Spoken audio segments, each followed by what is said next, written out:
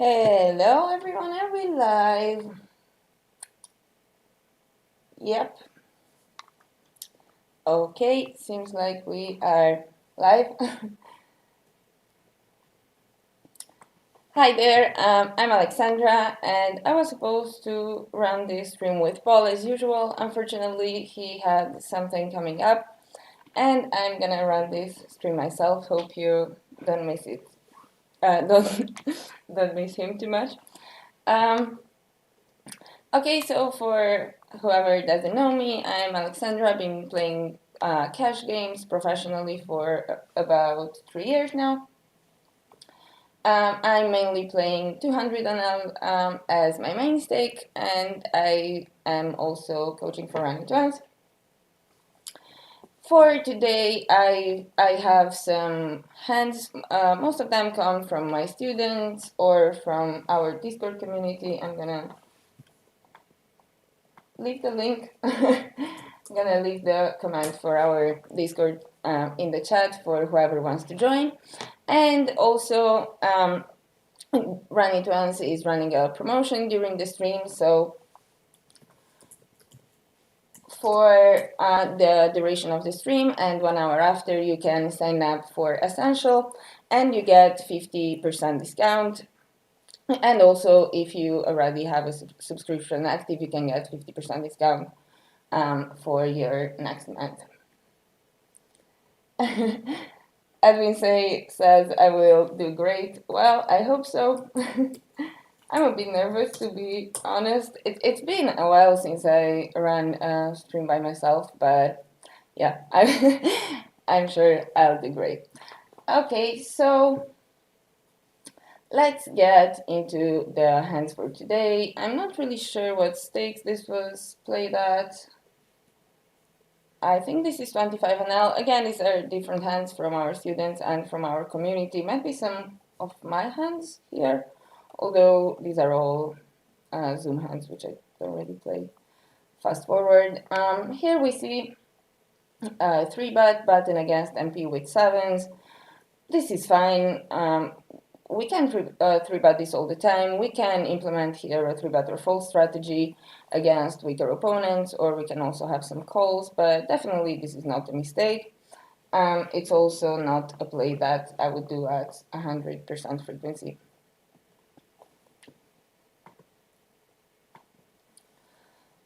Okay, we get a call and we see a wonderful flop where we flop top set 7-6-3.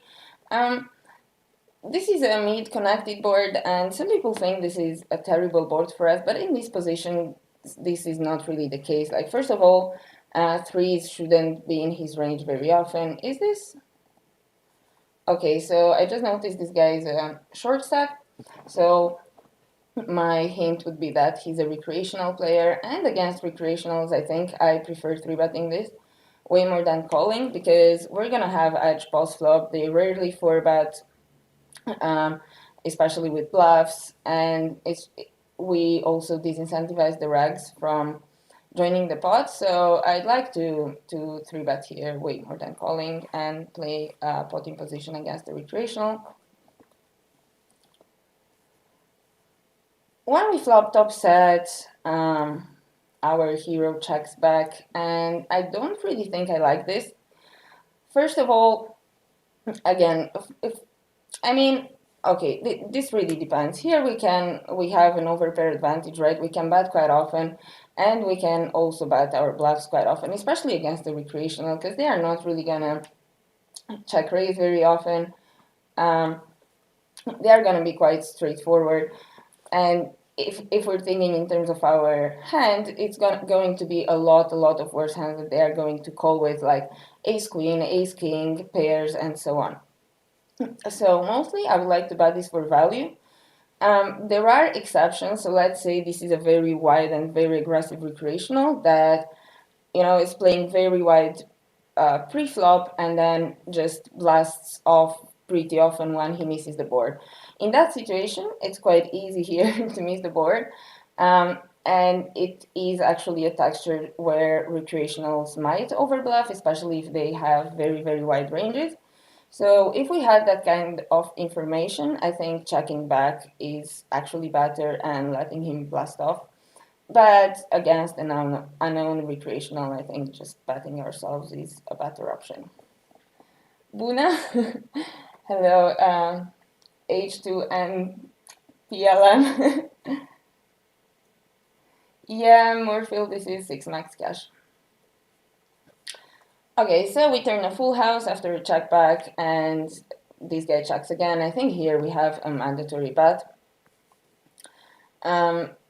The size, I think anything from 3/4 to pot is decent. I don't really see the need for an overbet here, although I think that will probably reduce pretty much his calling range, and he might give up some ace highs that might just snap call 2 or 3/4. So he goes for a bet now and gets a call. The river is the queen, and villain checks.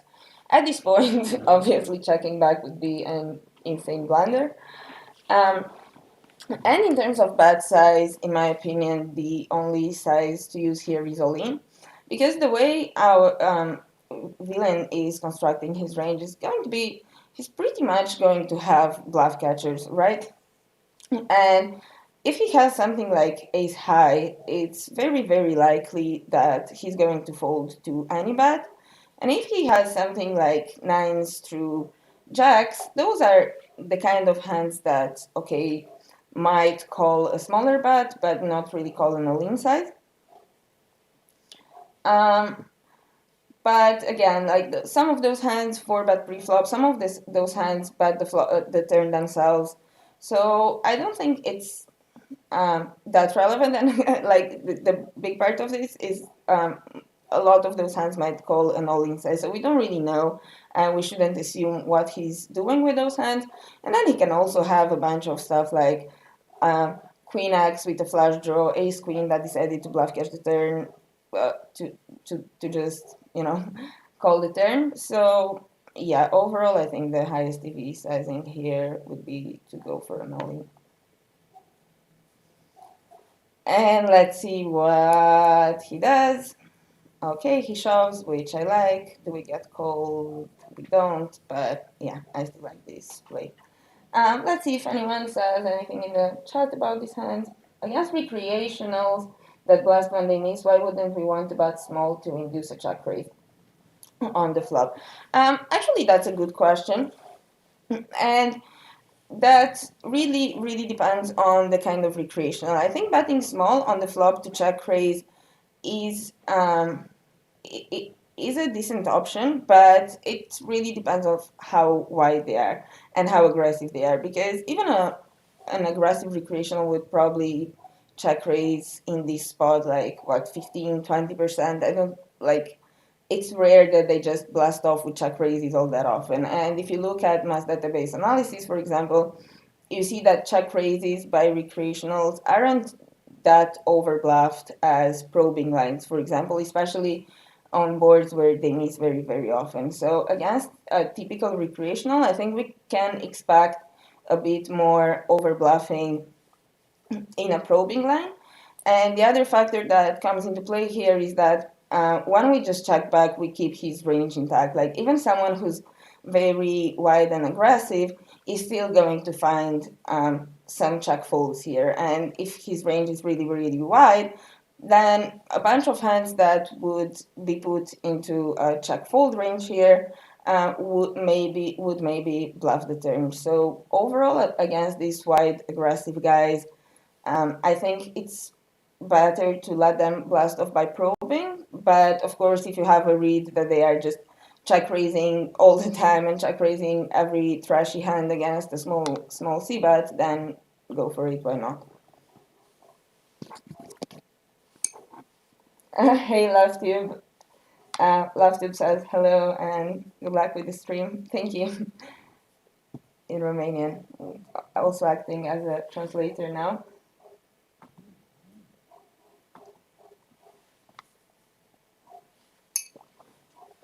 Okay, let's check the next one.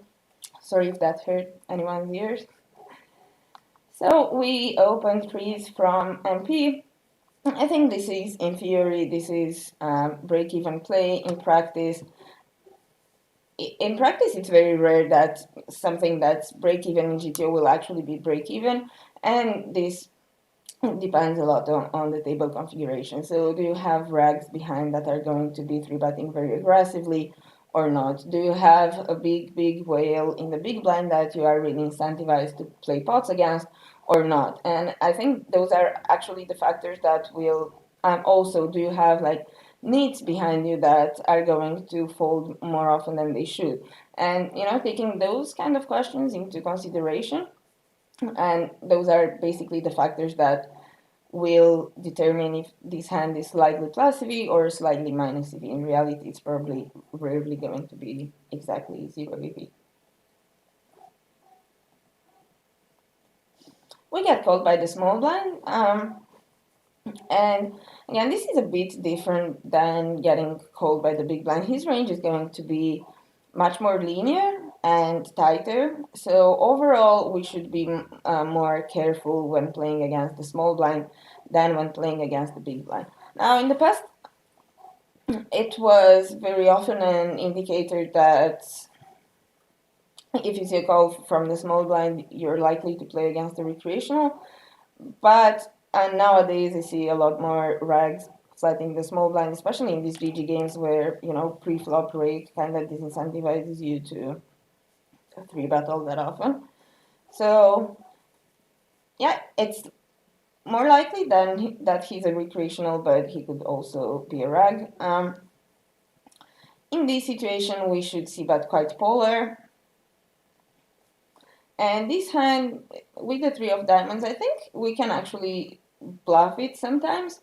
The problem with that is, so if we were, let's say, big blind against button or under the gun against big, sorry, button against big blind or under the gun against big blind, that's even better. We could definitely pot this or go for a 3/4 pot size bet because that would get some more hands to call, like flush draws, straight draws, and so on, but would also get better hands to fold because he's not supposed to call under pairs to a size like that.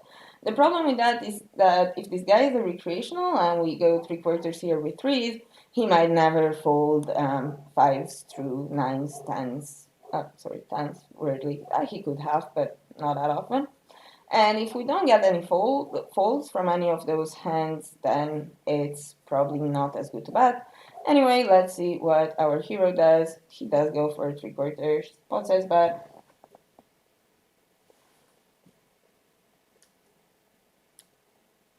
Call.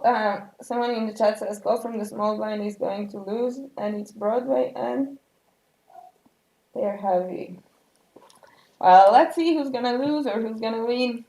Not gonna spoil you. I don't know either. Okay, so 3/4 pot size, but again, I like this more against the regular than against the recreational. I think this is GG Russian cash, so yeah, you can see their stats. You probably know better. Jack is actually probably one of the worst cards for us. Once we bet 3/4 on the flop, we don't really have Jack X. We say our range is a bit more polarized to something like a queen or better. Maybe we can bet some Jack X, but yeah, it's not going to happen all that often. Actually, yeah, we can bet some Jack X, but overall, it's just not a great card for us. Doesn't really complete any of our bluffs, and also some of the hands that we bet for value on the flop now kind of lose value and don't want to go 3/3. So, due to all of these factors, this is going to be a high frequency checkback with our range.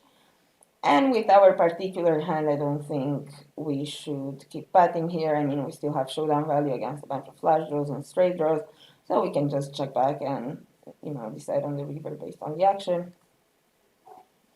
The river is a 5 of diamonds and villain checks. And now we decide to go for a 3/4 bet, which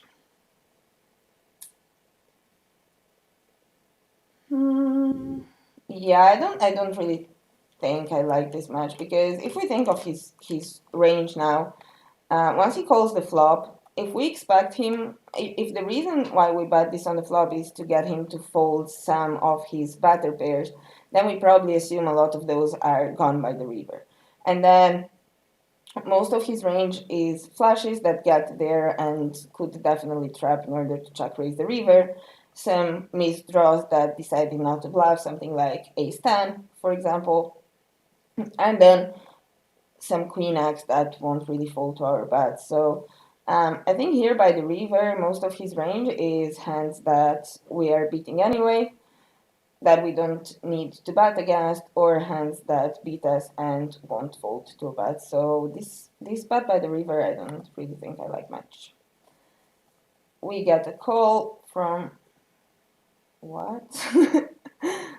Okay.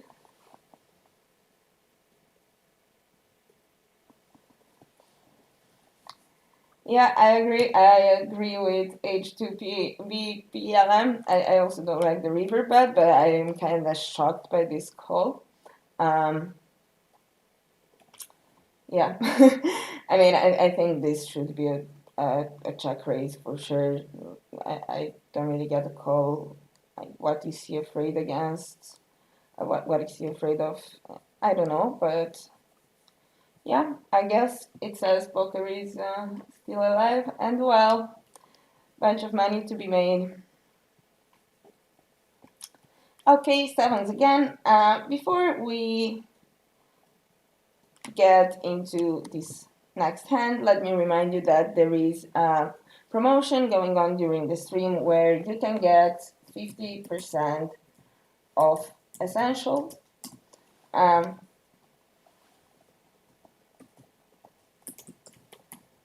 You can check the link in the chat and yeah, make sure not to miss out on this. Okay, here we open sevens from under the gun, which is perfectly fine. We get called by the cutoff, which is already quite questionable when I see a call from the cutoff. I don't think most solid drags do this.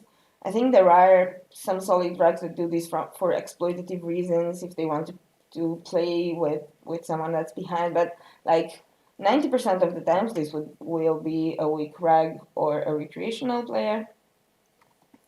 And this guy flats the button, also very likely some kind of recreational because he's short stack.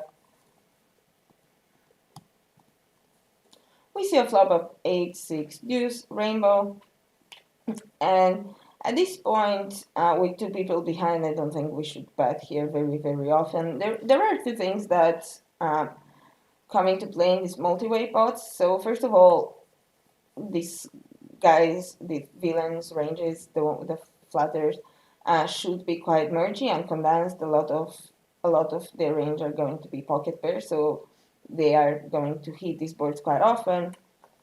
And also, the spot being three ways, equities are going to shift much easier, and that disincentivizes us from putting a lot of money into the pot. On the other hand, also due to the pot being multi-way in a lot of spots, we need more protection than usual, so that by contrast kind of incentivizes us to bet more often. But obviously what we decide to do depends on the spot, on the player's position, and so on. In this particular spot, I don't think we should bet sevens all that often. I don't really see what that accomplishes here. I think checking is perfectly fine, which our hero does. And we face a 1/3 bet from the button player. Here, okay, we don't have a hand that performs very well, especially across multiple streets, and we also have a player left behind to act. So it's not a great spot for us to continue, but on the other hand, we assume that villain on the button is a recreational, and recreationals here are going to bet very mergy. They are scared of overcards, scared of seeing turns. So I think it's very likely this guy is going to bet here with stuff like ace deuce or fives, fours, 6, 7, or even random combos in his range. So based on that and the fact that the bet is really small, I think we can continue here. And we also see a call from the cutoff, which we don't really like much, but yeah, we'll evaluate based on the turn action. Beautiful turn, a 7. Apparently we keep hitting 777s on this session. Is there any point in donking here? I don't really think so. In terms of ranges, this is not a card that helps us. It probably helps button and maybe cut off way more. So yeah, I don't think there's any point in donking here with our range or with our hand. We go for a check, and now the cutoff. This is basically a donk bet for 3/4 or something like that, which is kind of weird. Not really sure what to make out of this.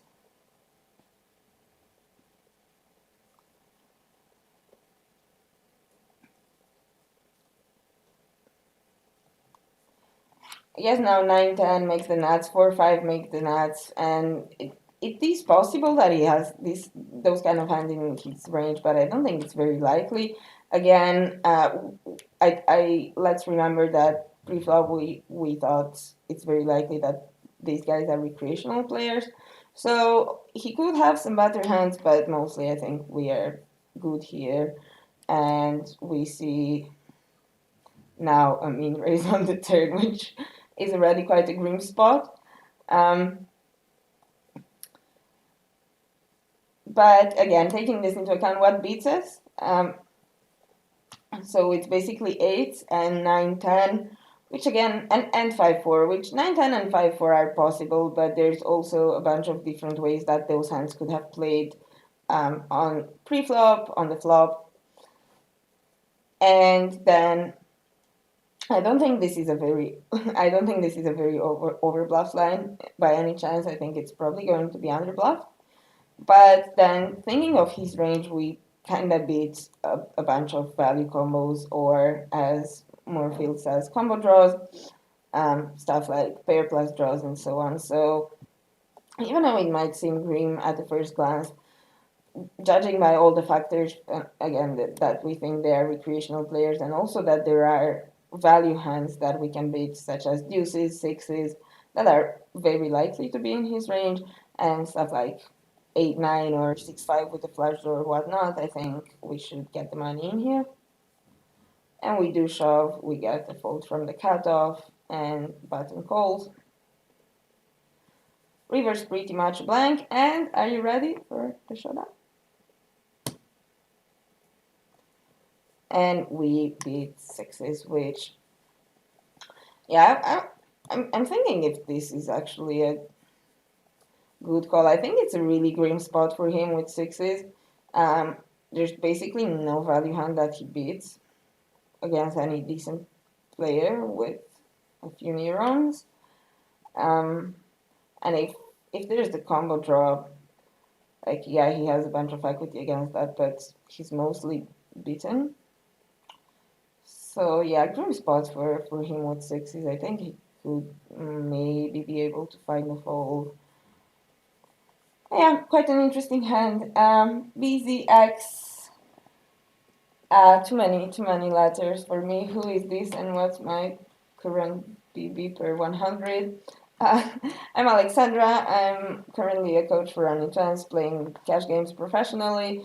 I haven't really checked my BB per 100 in a while. To be honest, I don't think it's super high because most of my volume is on GG, where the rake is unbelievably high. But yeah, probably around 3 big blinds per 100 before rake back, which I think it's quite decent for GG games. Who are you and what's your current BB per 100? Okay, let me get some water, man.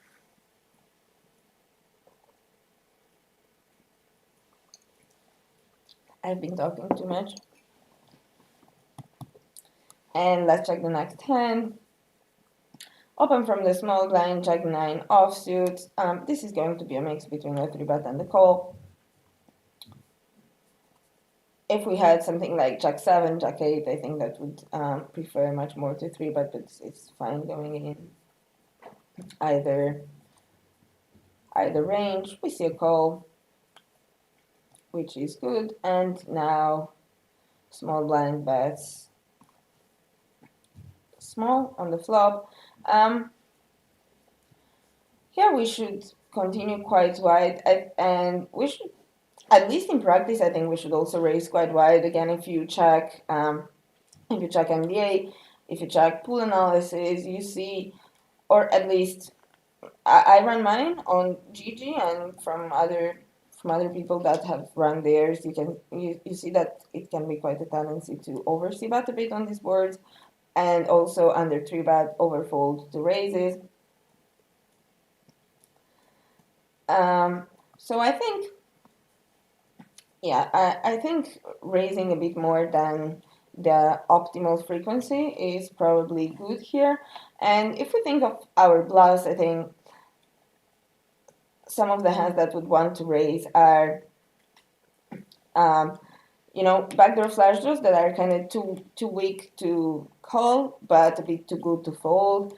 Random jack high with a 9 of spades might be a bit too bad, just because this 9 of spades seem to block too many auto folds.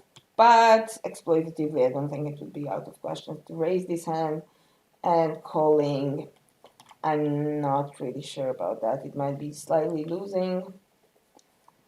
But yeah, I would prefer raising to calling, and I think folding would also be alright. Let's see what villain does. Sorry, hero does, goes for a raise, which I think is fine. And now the turn is the 7 of spades, which is pretty much a blank. Um, does this improve any of our raising range? Well, 4-6 gets there, which we could raise for sure. And maybe would raise some 5-7 at some frequency, although I don't think that's really common. I think this card is kind of neutral. And we probably want to keep firing here with stuff that has a bit more equity. Here we can still check back and bluff the river, or we can, check back and turn a pair that's good against something like 5-6 that bat called on the flop. So mostly I don't think this is a hand that we should bet very often, but I think this is quite an interesting spot. Like, to be honest, I'm no expert into turn barreling after raising in position blind versus blind on these kind of textures, but I am actually, it's in my New Year's resolution to do a bit more blind versus blind work. So I think this is an interesting hand to take a look in the solver after we see what happened. I think I would mostly check back here, but we see a bet, call, and reverse the deuce. Now, I think there's quite a bunch of 4x in our range that are going to bluffs that now get there. And in terms of a villain's range construction, I think this spot is going to be massively overfolded. I don't think he's going to have many 4x in this line here, so I think if we get here with this hand, even though the diamond is not great, we'll probably have to go for it. In terms of sizing,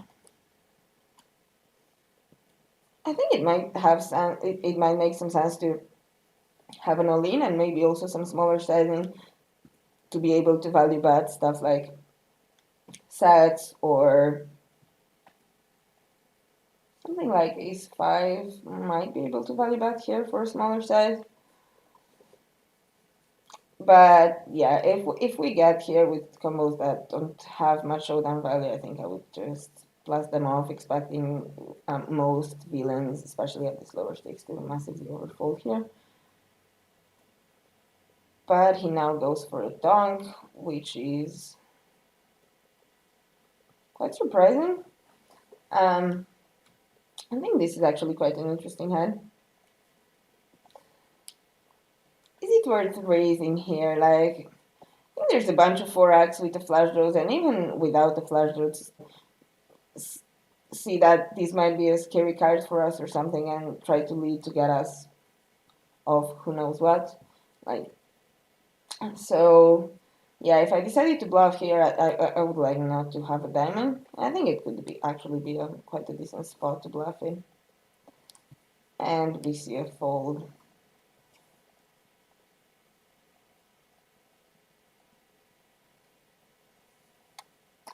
Can you check in the solver? I don't think we can raise this hand. Yeah, I actually just realized that 4x is a gut shot and also deuce x is a gut shot, so I agree with you. I think raising this would be a bit too much, but um, I, I still think it might be better than calling. Okay, but let's check it. So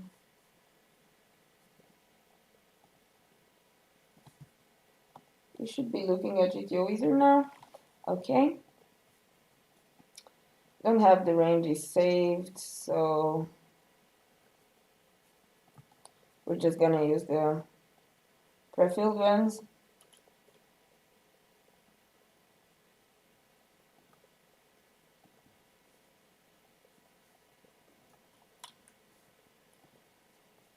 And the board was ace. What was the board? Ace 5, 3. Yeah, I see. I'm also. I don't have two monitors, so I have an extra wide monitor, so I also have the laptop by my side where I'm watching the stream with no sound. So already, as you can see, small blind here, at least with this range, is like I've experimented a bit with pre-flop ranges, and actually the break influences quite a lot what big blind should call.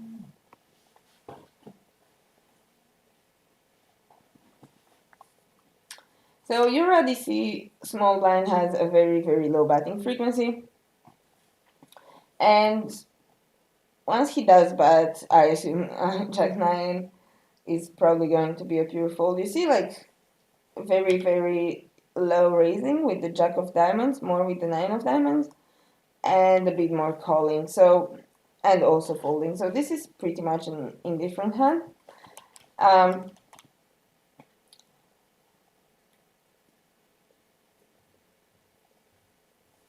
But let's see what's going to happen if we force Villain to bet more than he should.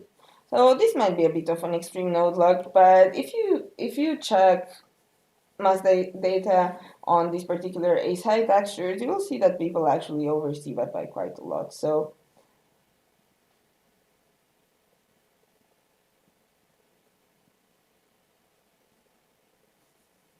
I forgot to keep in mind what was our initial raising frequency. Does anyone remember what it was?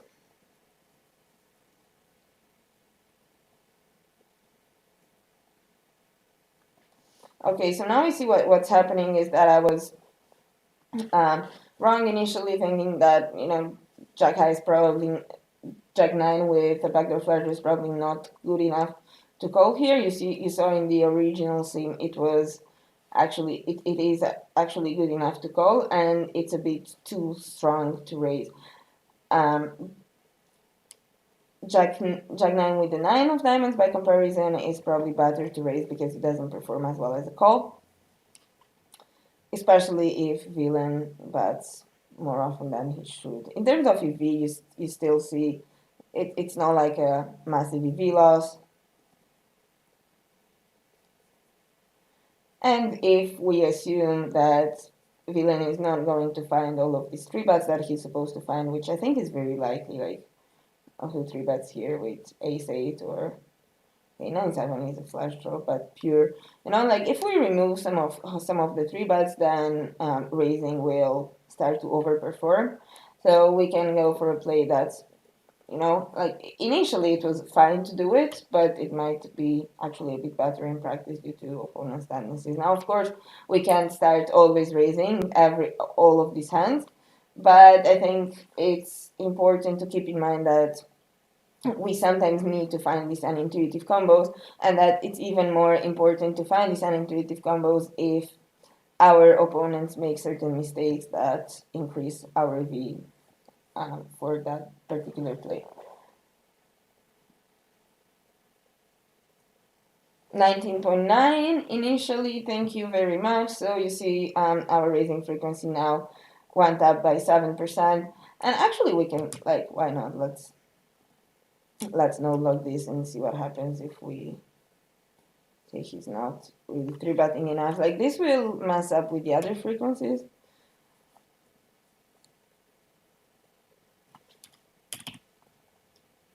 a bit, so it will make him call more. But okay, let's see if this changes it.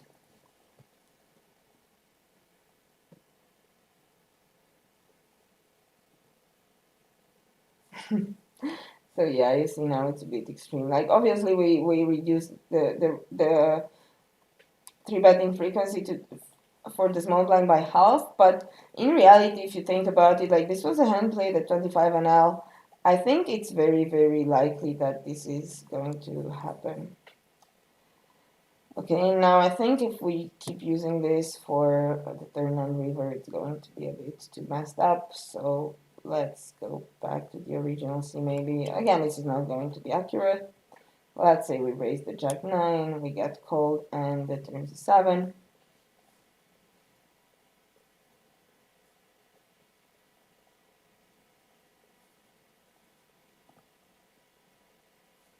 So you see we should be quite polar here. Some of our flop raises actually hit, so you see 6-4 here is the nuts, but we're also supposed to raise this pair plus gut shots, which also pick up equity, and it makes sense to bet them, right, because it's going to get some better hands to fold.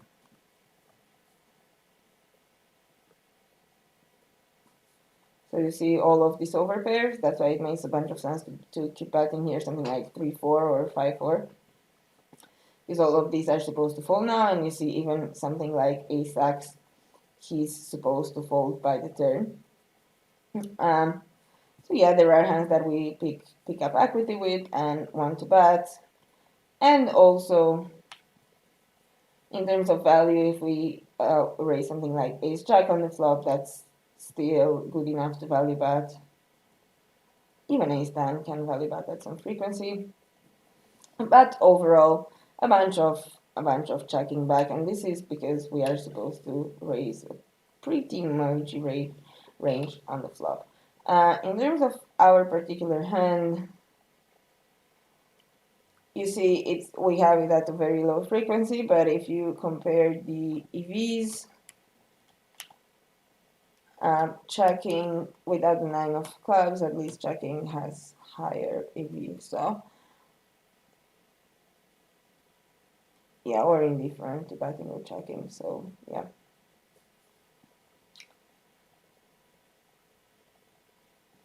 Our hero decided to bet, which Solver says is not a big mistake, but again, we need to keep in mind that every time we make a deviation on a previous trade, it's going to also affect what's going to go on the next trade. So if we think, at least in practice, right, if we think we are going to overraise a flop because villain overfolds and maybe under 3 bets, and with under 3 betting it's disputable, but let's say we assume he's going to overfold, then we need to be a bit more careful on the turn because his range is going to be stronger, so we can't bluff as much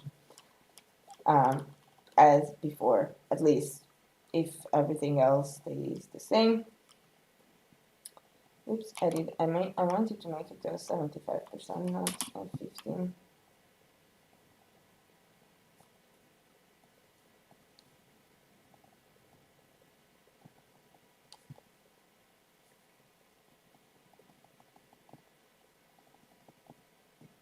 Raise, okay. Oh, so this raise was much smaller, right? This is why it didn't.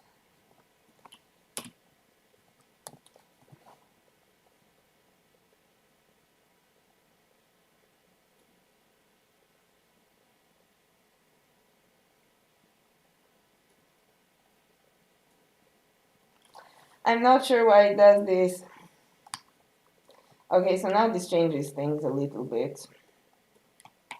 So if we make the raise size bigger, now we see Jack 9 is actually not that great of a raise anymore, and the EV difference is a bit higher, but it's always a call, while Jack 9 with the 9 of diamonds is actually weak enough to go for a raise to perform worse as a call. So there's just no luck. It's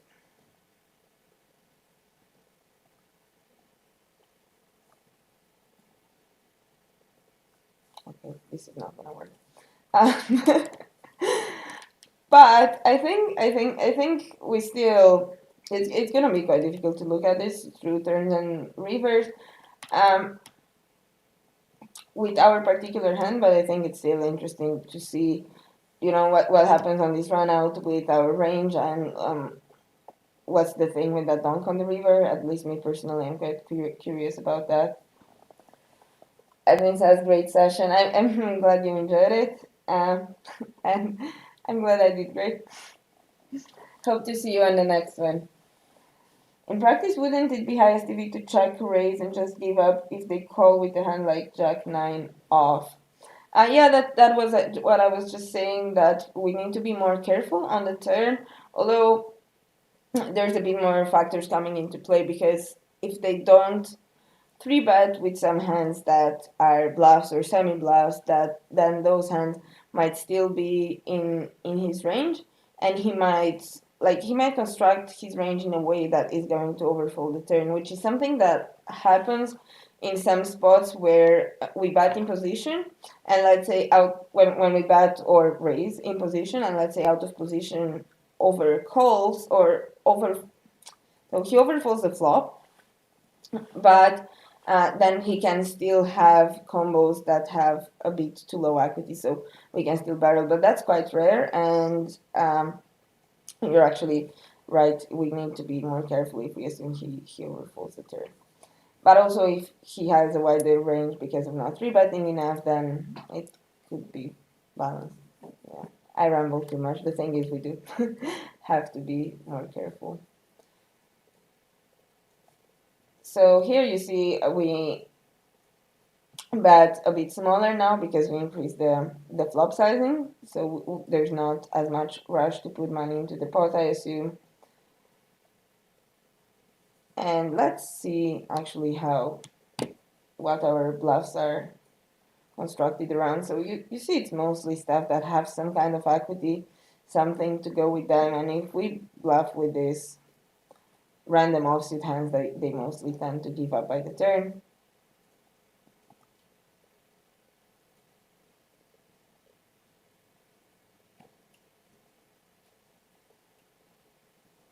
I would assume it would be a hand of most combo draws to win at showdown with Jack high if they miss.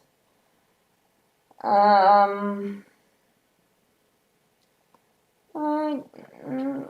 of most combo draws, I guess so. Although there's like still stuff like King E6, King 4, Queen 6, Queen 4, Queen Jack. That's not obviously not a combo draw. King Queen, that might be in his range, even though they are not combo draws. We get a call here, and the river is at deuce. I see he's not actually supposed to have any donk here. Yeah,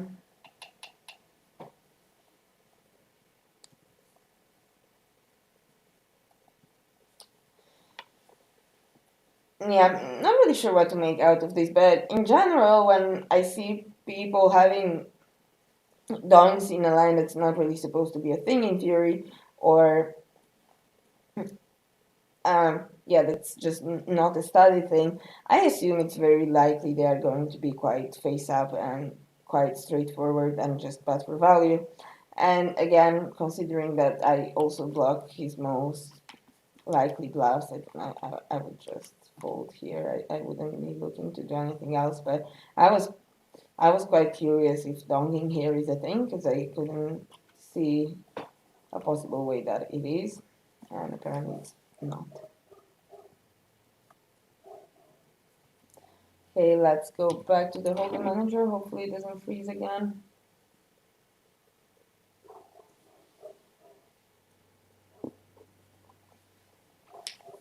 and do one more hand before calling it a session. I pasted already again the Discord comment in the chat. I wanted to remind you that me and Paul, who's not here today, but I promise you he's really nice and he's a really good coach as well. We are running a Discord community and we are also preparing a mentorship program for people who feel a bit stuck in low stakes. It's called Escape the Low Stakes, and it's going to have quite a lot of good information for people in this situation. And also we're running free study sessions on Discord, so feel free to join that. You can find the link in the chat. Also, you still have time to subscribe to Run Advanced Essential for 50% using for 50% off during the stream and 1 hour after the stream using the link in the chat. Okay, let's see then one more hand. Again, a very similar situation with the first hand with sevens. A hand that could probably call, sometimes could mostly three bet. I think folding is also decent, but what's important to notice here is that we're playing against the short stack, which most often is going to be a recreational. Against the recreational, I think that's much more merit into three betting this hand, seeing a flop heads up in position without other regs getting involved, and also exploiting all the mistakes that recreational players tend to make out of position in three bet pot or in any post flop pot. Villain checks, and I think so the way I would like to construct my strategy here against the recreational is I would like to bet hands that can go 3 streets for value,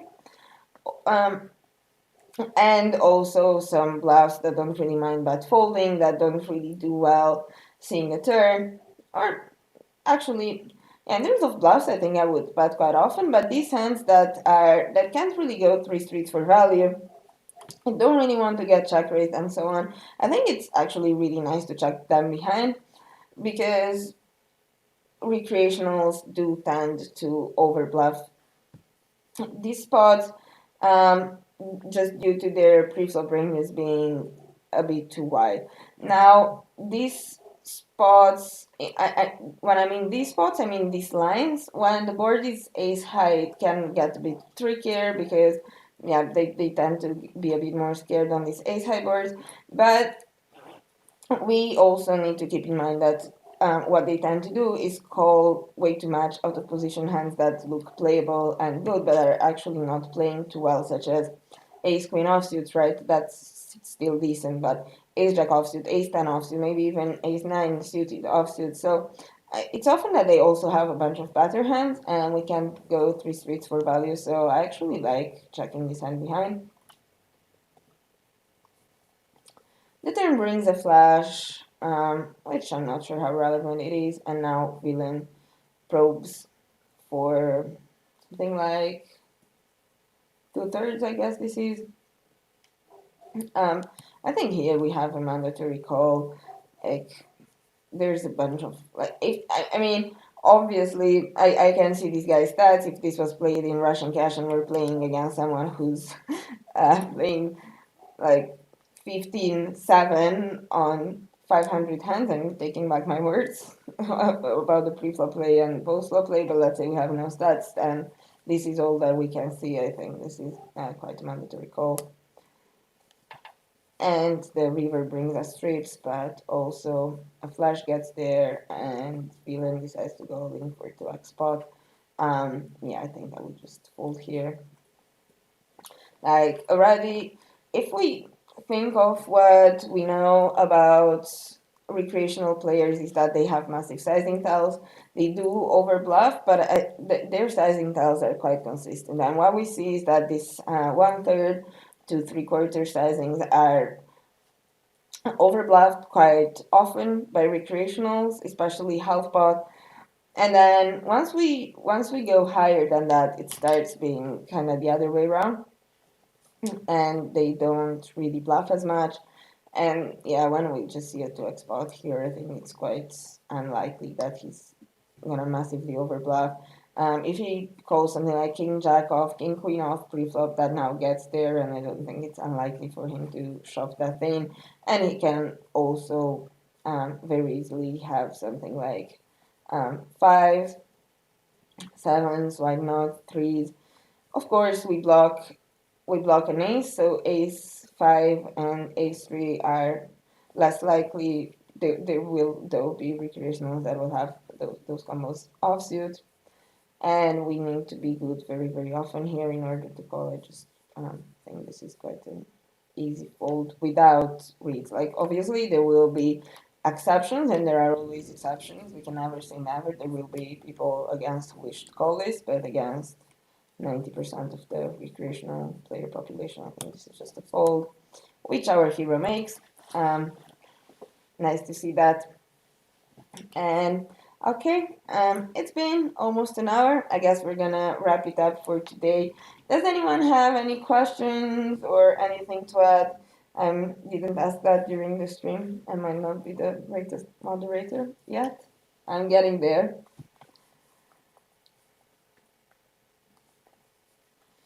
Okay then. Hope it's not delayed. Okay, well, I guess I hope you enjoyed the stream. I hope it helped you improve your thought process a little bit. And yeah, just think about poker in a more structured way. If you liked it, feel free to join our Discord that you can find in the chat, and make sure not to miss on Run It Once promotion to get Essential with 50% discount that is going to be available during the stream. Thanks to everyone who was here, and